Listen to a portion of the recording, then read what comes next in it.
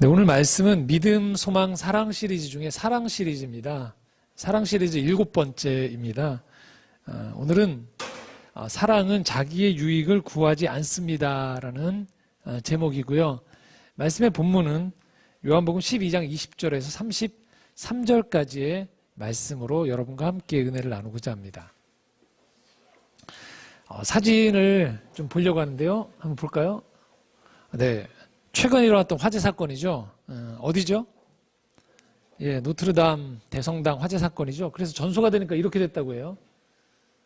이게 전소된 모습입니다. 참 안타깝죠.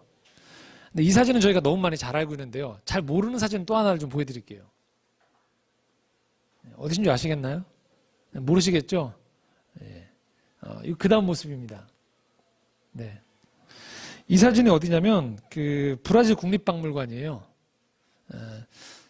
접해보신 분들은 아시겠지만 이 브라질 국립박물관은 그 작년 9월에 그러니까 8개월 전에 똑같은 노트르담 성당과 같은 그 화재가 크게 일어났습니다.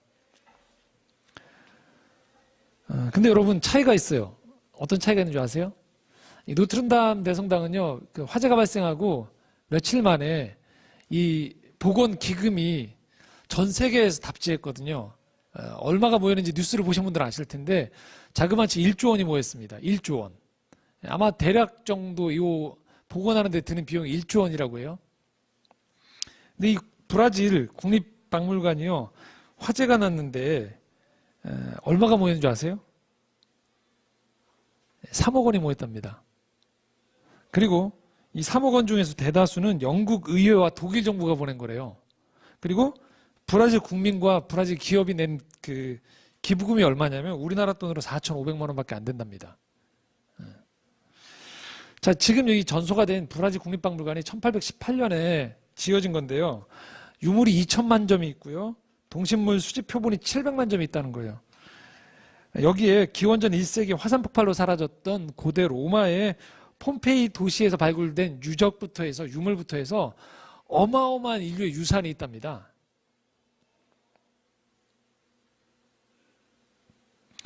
근데 이 화재 때문에 거의 유물과 표본 90%가 피해를 입었대요. 자, 그래서 이 브라질 국립박물관도 복원하는데 대략 어느 정도 예산이 필요하냐면요, 1조 1370억 원 정도가 예상이 된답니다. 여기도 마찬가지로. 자, 그런데 지금 모금을 시작했는데요. 몇 달째가 됐는데 지금 이 노트르담 성당에 비해서 모금액이 얼마냐면요, 목표액의 0.0003%에 불과하다고 합니다. 심지어는 이 화재가 난 브라질에 그 한 여성 갑부가 있는데요. 여성 갑부가 브라질에다 기부하지 않고요, 이 노트르담 성당에 기부한 액수가 255억 원이랍니다. 좀 아이러니하지 않습니까, 여러분? 네. 노트르담 성당은 이틀인가 3일 만에 1조 원이 모였어요. 그런데 비슷한 피해를 입고 만만치 않게 문화유산인 브라질 국립박물관에는 3억 원이 안 모였다는 거예요. 왜 그럴까요? 왜 그럴까요? 너무 간단하거든요, 이거. 왜 그럴까요? 이 노트르담 성당에 기부를 하면 티가 나거든요. 전 세계 이목이집중된 곳에 내 기부금이 쓰인다는 게 그만큼 보람이 있기도 하고 좋다는 거죠. 자국민임에도 불구하고 브라질 국립박물관은 여러분도 거의 화재가 난 소식을 거의 못 접하셨죠. 근데 노트르담 대성당은 선진국이라고 하는 프랑스 파리에서 모든 사람들이 지켜보는 가운데 이 화재가 났단 말이에요. 그래서 여러분도 거의 이 소식은 다 접하셨을 거라는 거죠. 그러니까 똑같은 피해를 입어도요, 눈에 잘 띄고 훨씬 내가 기부한 내가 또는 도움을 줬던 내가 그 보상이 확실한 것, 물질적인 보상이 아니더라도 어떤 시각적인, 또 내가 여기에 보상한 것이 이렇게 기부한 것이 티가 나는 곳에 훨씬 기부를 많이 합니다. 국내에도 여러 NGO 단체들이나 기부 단체들이 있지만 빈익빈 부익부입니다. 그러니까 회원 관리 잘해주고 또 이렇게 회원들에게 확실하게 이 보답이 오는 여러 가지 유형 무형의 보답이 오고 언론에도 잘 노출이 되는 곳은 기부가 굉장히 많이 모여요. 하지만 무척 뜻이 있지만 그 단체가 조금 어떤 면에서 운영이 좀 미숙하거나 또는 잘 언론에 노출이 안 되는 곳은 상당히 운영상에서나 기부가 돌아가는 뭐 여러 가지 면들이 어렵다라는 거예요. 사실 이거는 뭐 제가 이 기부한 분들을 비난하려고 한 게 아니고요. 이게 평소에 우리 모습이거든요. 어떠냐면 우리가 선한 일을 한다고 하더라도 대체로 우리도 그것들에 대한 어느 정도 계산을 하면서 선한 일을 하고 또 누군가에게 선의를 베푸는 경우들이 많다는 거예요. 그리고 조금 더 본질적으로 우리 안에 돌아와 보면 평소에 우리 모습은 사실 나 챙기기도 좀 바빠요. 급급해요. 나를. 그러니까 이 정도 기부한 사람도 대단한 거죠. 그냥 나 하나를 챙기기도 힘들단 말이죠. 그래서 제가 종종 하는 말이지만 여러분 들어보셨을 거예요.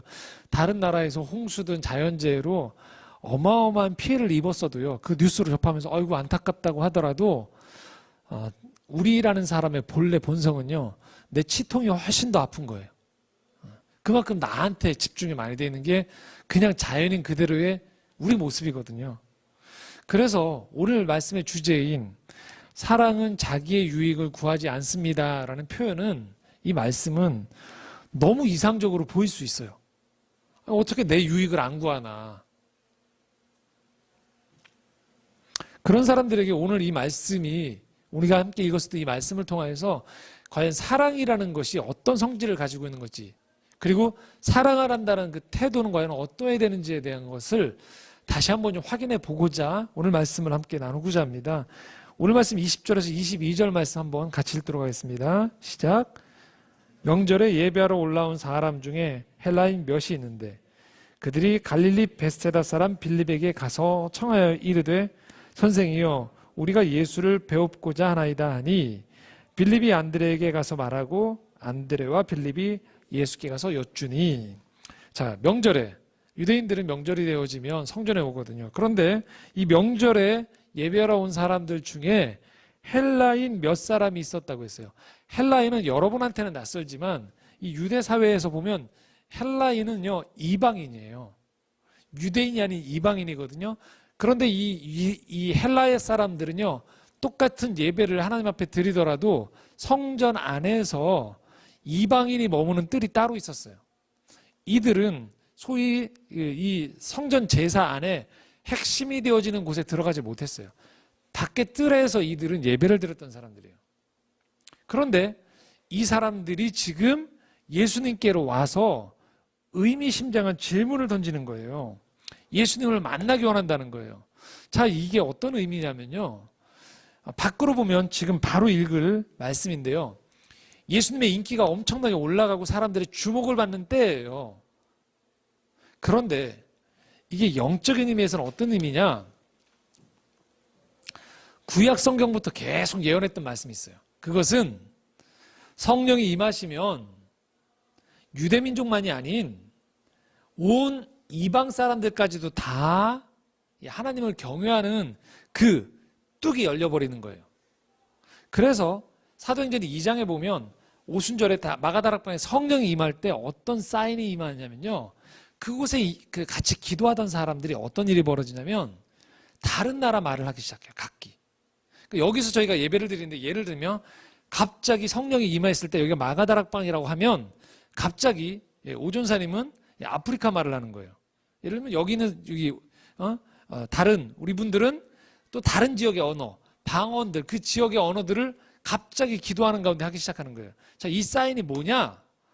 이제 복음이 유대민족이라는 울타리를 넘어서서 모든 세계 가운데 사람들에게 동일하게 임하는 그 때가 다가오고 이것은 하나님 나라의 마지막 때가 시작된다는 아주 중요한 사인입니다. 그런데 지금 이 이방들에서 거하던 이 기도를 드리는 이 헬라인들이 직접 예수님을 만나러 온다는 건 어떤 의미냐면요. 바로 이 엄청난 사건이 일어나는 때가 가까운다는 것을 의미하는 거예요. 이들은 몰라요, 그거를. 근데 예수님은 알고 있는 거예요. 자, 그런데 이 직전에 어떤 일이 있었냐면요. 오늘 우리가 읽는 이 본문에 직전에 어떤 사건이 벌어졌냐. 12장 12절에 13절인데요. 한번 같이 읽겠습니다.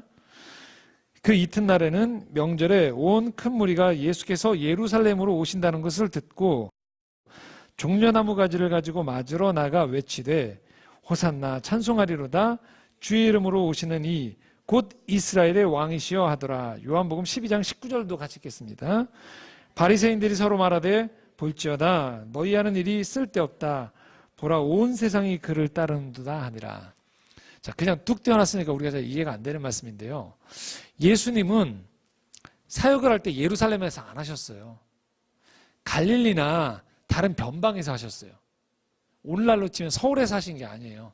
지방에서 사역을 하셨어요. 그런데 마지막 예수님이 죽으러 가실 때 어디로 가느냐? 예루살렘으로 가요. 핵심으로 가는 거예요. 성전이 있는. 자, 왜 갈까요? 예수님은 십자가에 달려 돌아가시기 위해서 가는 거예요. 하지만 사람들은 전혀 몰랐기 때문에 어떤 사인이냐? 이제 예수님이 핵심으로 오시는구나. 종교적인 가장 핵심으로 들어오셔서 이제 예수님의 시대가 만발하는구나 라고 생각하는 거예요. 그래서 수많은 사람들이 예수님이 나귀를 타고 예루살렘 입성할 때 종려나무 가지를 두고 환영한 거예요. 세리머니를 한 거예요. 이제 왕이 우리에게 임하는구나. 이 땅의 진정한 이 땅을 다스릴 진짜 왕이 오시는구나 하고 기뻐하는 거예요. 심지어 그 예수님의 인기가 너무나도 많고 환영의 무리가 너무 많아지자 예수님이 입성하는 모습을 보고 예수님을 반대했던 바리새인조차도 야, 이거 우리가 손을 못 댈 정도로 예수님의 인기가 치솟고 있구나라고 하는 거예요. 온 세상이 그를 따른다라고 지금 얘기하는 거예요. 자, 그러니까 지금 외형적으로 보면 예수님의 지금 그 상황은 어떤 상황일까요? 온 세상이 지금 다 예수님을 환호하는 때예요. 인간적으로 보면 예수님의 가장 인기가 절정이고 예수님이 드러낼 존재감이 엄청난 때인 거예요. 그런데 이때 바로 헬라인들조차도 예수님께 따라와서 예수님 직접 만나면서 큰 깨달음을 얻으려고 찾아온 거예요. 그런데 이때 예수님이 하신 말씀이 아주 정반대의 말씀을 하세요. 23절에서 25절 말씀입니다. 함께 읽겠습니다. 시작. 예수께서 대답하여 이르시되 인자가 영광을 얻을 때가 왔도다. 내가 진실로 진실로 너희에게 이르노니 하늘의 밀이 땅에 떨어져 죽지 아니하면 하나의 그대로 있고 죽으면 많은 열매를 맺느니라. 자기의 생명을 사랑하는 자는 잃어버릴 것이요 이 세상에서 자기의 생명을 미워하는 자는 영생하도록 보존하리라. 자기에게 사람의 이목이 집중되어지면 보통의 우리는 어떻게 되는 거예요? 이제 됐다. 내 이름이 다 많은 사람들에게 알려지고 지금 나라는 사람의 영향력을 사람들 앞에서 이제 온전히 인정받았구나라고 하는 거예요. 이제 여러분들은 나를 따르시면 됩니다. 라고 해야 되는 타이밍이에요. 그런데 너무나도 역설적으로 예수님이 이때 하신 말씀 뭐냐면요. 비유를 하나 드세요. 하늘의 밀알이 이 땅에 떨어져서 죽어야지 많은 열매를 맺는데요. 자, 이 밀알은 뭘 의미할까요? 누굴까요? 자기예요. 그러니까 무슨 말일까요? 나 죽는다는 얘기예요. 나 곧 죽을 거다. 자기의 생명을 사랑하는 자는 잃어버릴 거고 자기의 생명을 미워하는 자는 영생하도록 보존할 것이다. 자, 여기서 미워한다는 의미가 생명을 미워한다는 의미가 예수님이 이 말씀을 해놓고도 스스로가 나는 죽음이 아름답습니다라고 얘기하는 게 아니에요. 자살을 미워하는 것도 아니에요. 자기의 생명을 하찮게 여긴다는 말씀도 아니에요. 왜냐? 예수님도 자기가 십자가상에서 죽을 것에 대해서 육체적으로는 원하지 않으세요. 힘드세요. 자, 바로 뭐라고 하시냐? 27절 말씀입니다. 함께 읽겠습니다. 지금 내 마음이 괴로우니 무슨 말을 하리요? 아버지여 나를 구원하여 이 때를 면하게 하여 주옵소서. 그러나 내가 이를 위하여 이 때에 왔나이다. 힘들다는 거예요, 예수님도. 이 말하는 거 원하지 않는다는 거예요. 괴롭다는 거예요. 피할 수 있으면 피하고 싶다는 거예요. 그런데 예수님이 이 말씀 하반절에 뭐라고 얘기합니까? 나를 구원하여 이 때를 면하게 하여 주옵소서라고 해야 되는데 나를 살려주십시오라고. 그러나는 뭐예요? 원래 육신은 이걸 원하지만 그러나 이를 위하여 내가 이때 왔나이다. 그러니까 이것과 반대로 구원하지 마시고 나는 죽으러 왔다는 얘기를 하고 계신 거예요. 그러면서 든 비유가 내가 죽어야 된다. 죽어야지 여기에 온 목적을 달성한다는 거예요. 미랄이 마치 땅에 심겨졌는데 미랄이 그대로 썩지 않고 가만히 있으면 아무 의미가 없듯이 내가 죽지 않으면 이 땅에 와서 아무런 하는 일이 없이 본래 온 목적에 맞게 살지 않고 가게 되는 일이 발생한다는 거예요. 자기의 인기가 치솟고 있고 육신적으로 모든 사람들의 이목이 집중되어 있는 때에 굳이 예수님이 내가 죽는다, 미랄의 비유를 선명하게 드시는 거예요. 자, 미랄이 안 죽으면 아무 의미가 없지 않느냐? 썩어야지 생명이 발현되었듯이 내가 지금 죽으러 왔다. 나 죽을 거야 라고 얘기하는 거예요. 그런데 나는 원하진 않아 라고 얘기하시는 거예요. 참 아이러니한 상황인 거죠. 자, 왜 그럴까요? 예수님이 자기의 괴로움 너머에 훨씬 더 큰 게 있기 때문이에요. 그게 28절 말씀입니다. 함께 읽겠습니다. 아버지여, 아버지의 이름을 영광스럽게 하옵소서 하시니 이에 하늘에서 소리가 나서 이르되 내가 이미 영광스럽게 하였고 또다시 영광스럽게 하리라 하시니. 자, 예수님의 목적이 있는 거예요. 뭐냐면요, 아버지를 영광스럽게 한다는 거예요. 하나님의 영광이 드러나기 위해서 바로 그 앞에 자신의 죽음이 따른다는 거예요. 그리고 이 소리를 주변 사람들이 듣는 그때에 하늘에서 소리가 나는데요, 이 주변의 사람들이 다 그 소리를 들었대요. 내가 이미 영광스럽게 하였고 또 영광스럽게 하리라라고. 과거와 현재와 미래 가운데 하나님이 예수 그리스도의 이 일을 통해 영광 가운데 거하신다는 말씀을 전하는 거예요. 이 얘기 주변 사람들이 듣자 뭐라고 하느냐? 29절 함께 읽겠습니다. 곁에 서서 들은 무리는 천둥이 울었다고도 하며 또 어떤 이들은 천사가 그에게 말하였다고도 하니, 이 소리가 사람들은 의아한 거예요. 천둥 소리냐 천사의 말이냐. 그러자 30절 같이 읽겠습니다. 예수께서 대답하여 이르시되 이 소리가 난 것은 나를 위한 것이 아니요 너희를 위한 것이니라. 33절 같이 읽겠습니다. 이렇게 말씀하심은 자기가 어떠한 죽음으로 죽을 것을 보이심이로라. 정리하면 이렇습니다. 지금 하나님의 영광을 이야기하고 있어요, 사람들이. 그런데 하나님의 영광의 소리가 지향하는 목적지가 있어요. 자, 30절에 보면 뭐라고 되어 있냐면 이 소리가 난 이유는 나를 위한 게 아니라는 거예요. 너희를 위한 거라는 거예요. 너희를 위해서 33절에 뭐 한다? 내가 죽는다는 거예요. 자, 너희를 위한 것이라는 것이 여기 여러분 핵심이에요. 너희를 위한다. 자기 인기가 올라가면 예수에게 좋아야 돼요. 근데 예수는 자기의 인기가 올라가고 사람들의 주목을 받는 것과 별개로 너희를 위해 내가 죽겠다고 얘기하고, 하나님의 영광은 어디를 지향하느냐? 너희에게 지향되어 있어요. 여기서 우리는 이 기독교 신앙의 아주 중요한 본질의 핵심에 도달하게 돼요. 많은 사람들이 교회를 다니면서 신앙생활을 하면서 오해하는 게 있어요. 얘기는 안 해요, 직접. 근데 그 마음 가운데 핵심 안에 이 두 가지 마음이 있어요. 하나는 뭐냐면요, 하나님이 두렵다는 거예요. 하나님이 자꾸 영광을 달라고 하시거든요. 두려운 신이에요. 또 하나는요, 그 마음 깊은 곳에 뭐가 움츠리고 있느냐면 하나님이 욕심장이라는 거예요. 왜? 좋은 건 다 자기한테 달라는 분으로 여겨지는 거예요. 헌금해라, 예배드려라, 찬양해라, 희생해라. 그렇게 안 하면 벌하시고, 그렇게 안 하면 저주를 내리시는 신으로 하나님을 오해하는 거예요. 그래서 많은 사람들이 하나님의 영광을 이야기하고 있지만 실제로는요, 그 마음 깊은 곳에는요, 그 영광을 올려드리는 하나님에 대한 인격적인 연결이 안 돼 있어요. 그분을 두려움의 신으로 보는 거예요. 그분께 영광을 온전히 올려드리지 않으면 저 신이 나한테 뭔가 화를 내릴 것인가에 대한 두려움이 그 안에 깊이 내재되어 있는 거예요. 왜 그럴까요? 하나님의 영광에 대한 오해 때문이에요. 여러분, 하나님은요, 영광을 혼자서 저 하늘 위에서 계속 올려라 올려라, 제사를 올려라, 찬양을 올려라, 풍악을 올려라, 그러면 내가 좋은 거 다 받아 챙기겠다, 그런 신이 아니에요.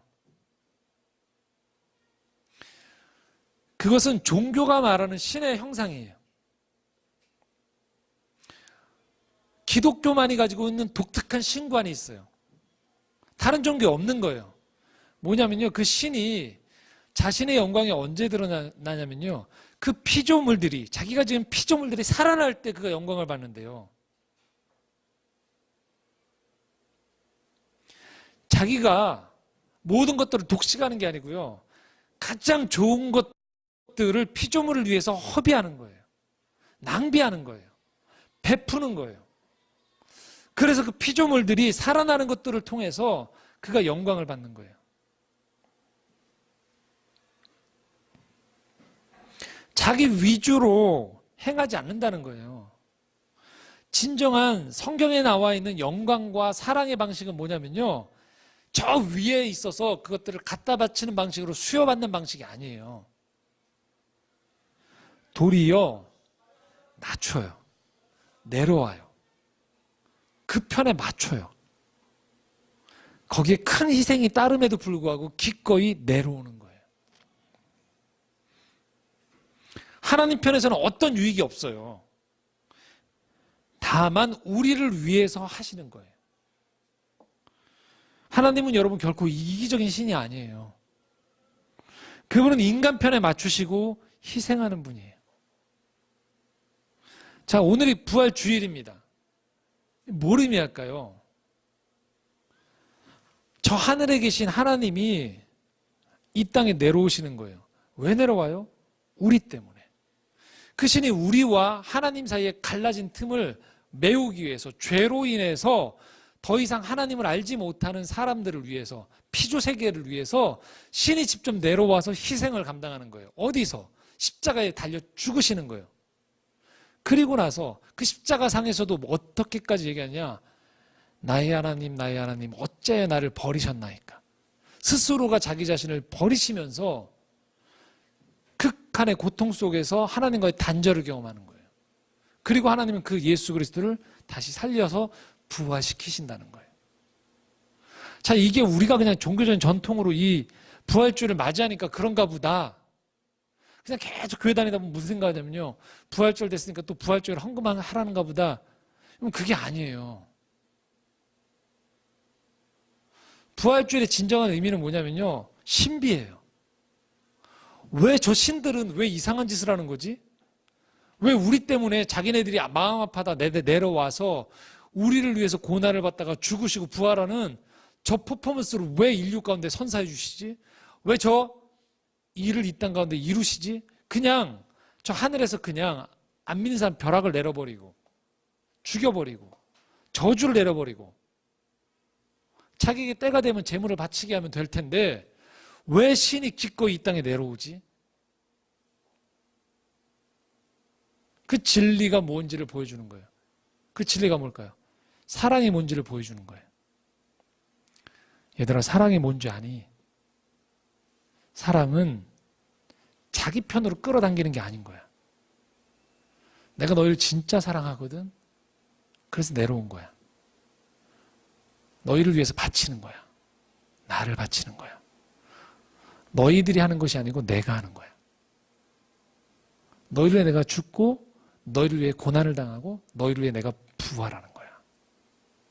그래서 부활주일은요, 뭐를 증명해내는 거냐면요, 사랑이 결국은 이긴다는 걸 증명해내는 거예요.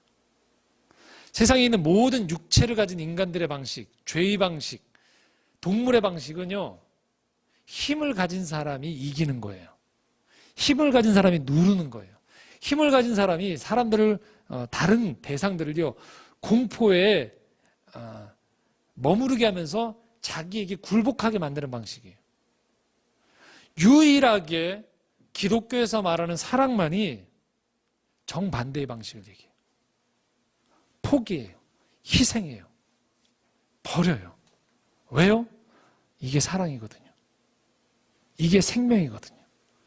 이 방식만이 진정으로 이 땅 가운데 생명의 순환이 돌아가는 방식이거든요. 결혼하신 분들, 아니 결혼까지 얘기할 필요 없죠. 여기는 우리 모두가 어떤 방식으로 여기 살아났을까요? 여기에 올 수 있었을까요? 예, 부모의 희생이 따랐어요. 출산의 고통을 어머니가 겪으시고요. 여러분들을 버리지 아니하고 방치하지 않고 여기까지 오기까지 여러분 수만 번의 부모의 눈물과 아픔과 희생이 있었기에 오늘 여기가 우리가 있는 거예요. 그리고 지금 이곳에 있는 우리 자녀들이 어떻게 여기 거할까요? 예, 여러분이 희생하셔서예요. 여기 있는 어머니들 어떻습니까? 결혼 전까지 예, 오로지 내가 제일 우선이었던 분들 아니세요? 예. 내 패션, 내 피부, 내 의상. 근데 자녀가 출산하는 순간에 뭐가 돼요? 예, 포기하는 게 참 많아지는 거예요. 근데 그 비밀이 뭐예요? 그 포기를 통하여서 자녀들이 생명으로 자라나는 거예요. 버리지 않고. 그게 사랑이거든요. 그 사랑의 속성이 우리 안에 흘러드는 거예요. 그래서 이 땅에 있는 모든 것들은요, 누군가가 희생을 하지 않으면 흘려보내지 않고요, 그것을 가두기 시작하는 순간에 거긴 썩기 시작해요. 하지만 흘러내리기 시작하는 순간에 살아나기 시작하는 거예요. 그게 사랑이고요. 이 땅이 오늘도 여러분 평온해 보이지만요, 왜 이 땅이 돌아갈까요? 누군가가 희생해서예요. 누가 여기를 사랑하기 때문에 지금 이 땅이 돌아가고 있는 거예요. 우리는 아니라고 생각하며 살아가고 있지만요, 누군가가 이 땅을 위해서 기도하고 있고요, 누군가가 이 땅을 위해서 눈물을 흘리고 있고, 이 누군가가 이 땅을 위해서요, 자기 몫의 것들을 기꺼이 섬김의 행위를 통해서 사랑으로 흘려보내기 때문에 지금 이 세상이 돌아가고 있는 것입니다. 그래서 부활주일은요, 바로 이 사랑의 방식이 진리다라는 걸 증명해내고 예수 그리스도가 이것을 삼위일체 하나님의 이 사랑의 방식으로 이겼음을 선포하는 진리의 축제의 날인 거죠.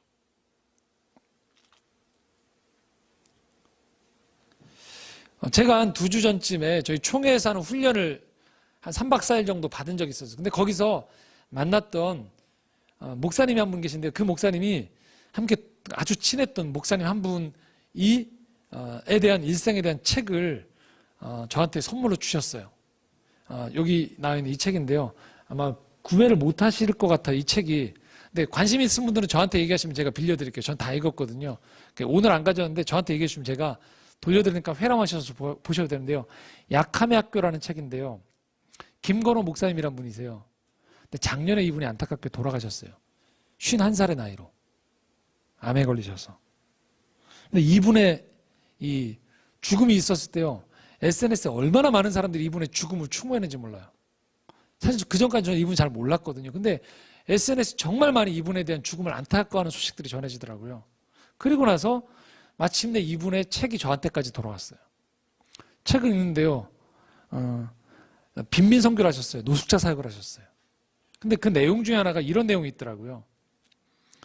결혼하시고 난 다음에 신림동에 빈민 지역에 사역을 하셨어요. 가난한 청년들을 돌봤어요. 노숙자들을 돌보고. 그런데 그 중에 한 아이가 사랑을 너무 많이 해주는데도 불구하고 너무 힘들게 하는 거예요. 가정에 불화가 있었어요. 부모가 이혼을 했어요. 그 집 근처에 그 어머니가 재가를 했어요. 근데 이 아이가 6학년 때 교통사고가 났어요. 간질이 있었어요. 참 어려운 상황이죠.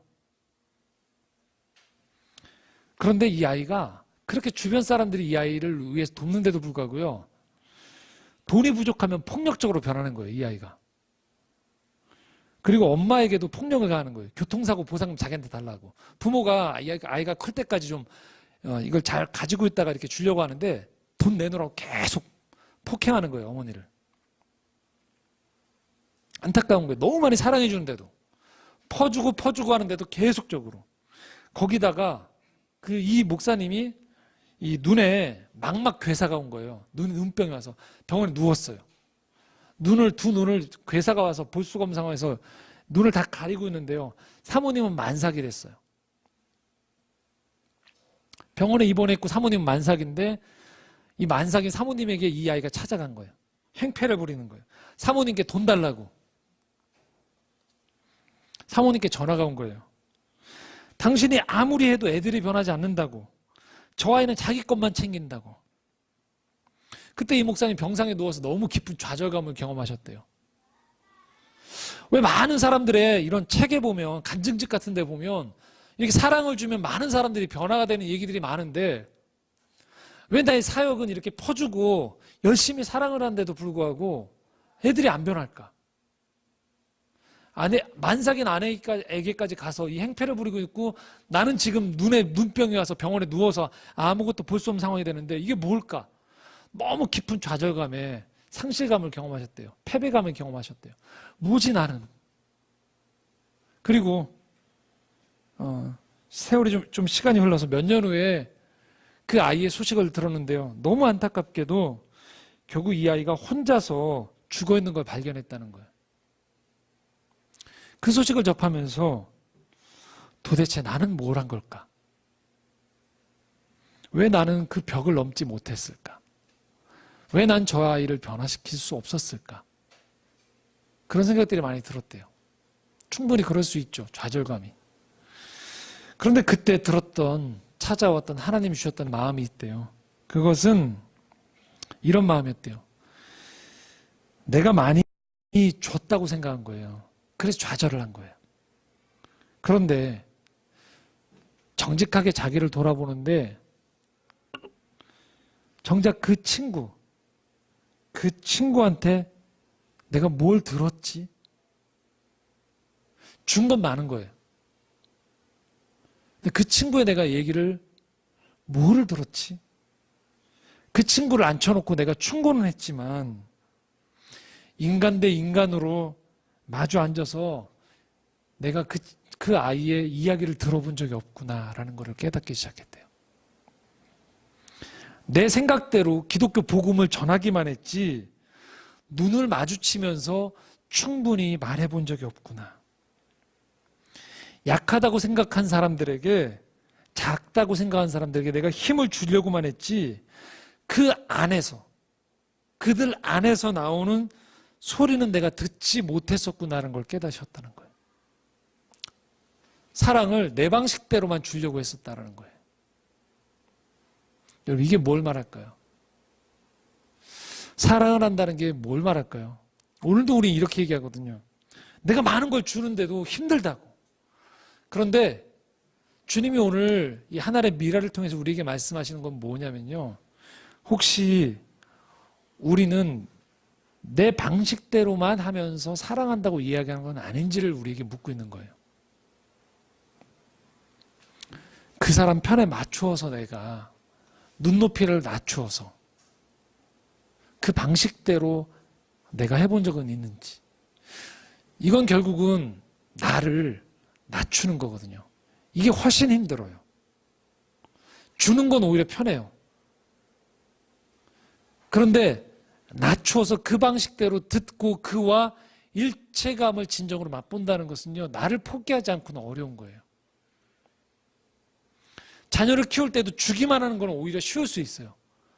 그런데 자녀의 눈높이에 맞춰서 그와 동행하면서 그를 키운다는 건 훨씬 어렵습니다.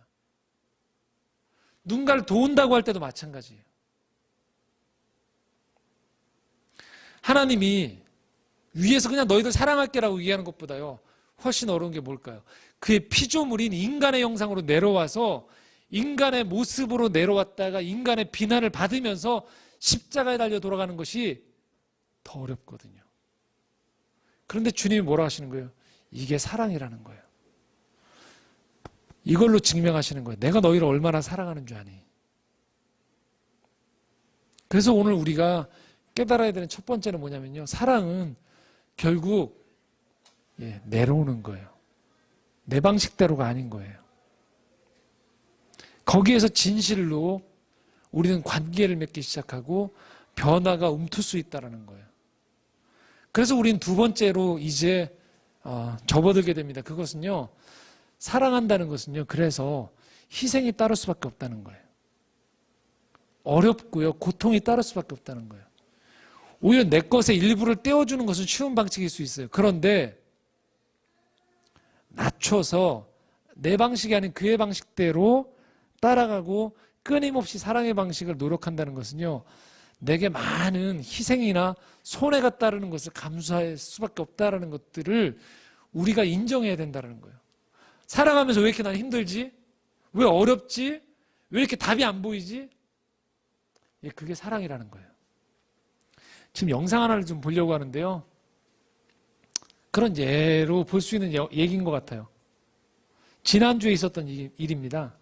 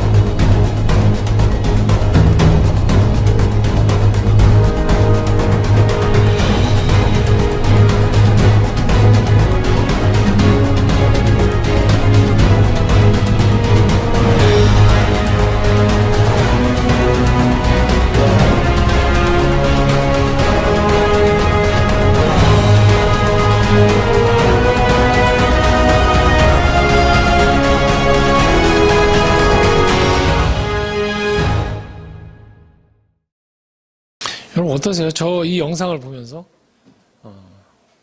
이유 없이 유리창을 깼던 한 남자. 근데 알고 봤더니 의식을 잃었던. 근데 이 사람을 구해내지 않으면 가속 페달을 밟고 있기 때문에 자칫 큰 사고로 이어질 수 있는 거죠. 근데 이 사람을 위해서 밖에서 구호만 외치는 게 아니에요. 119만 한 게 아니고요. 깬 거죠. 깨고 자기의 인대가 끊어져 버렸어요. 근데 이건 뭘 말할까요? 이렇게 안 해도 되거든요, 사실은요.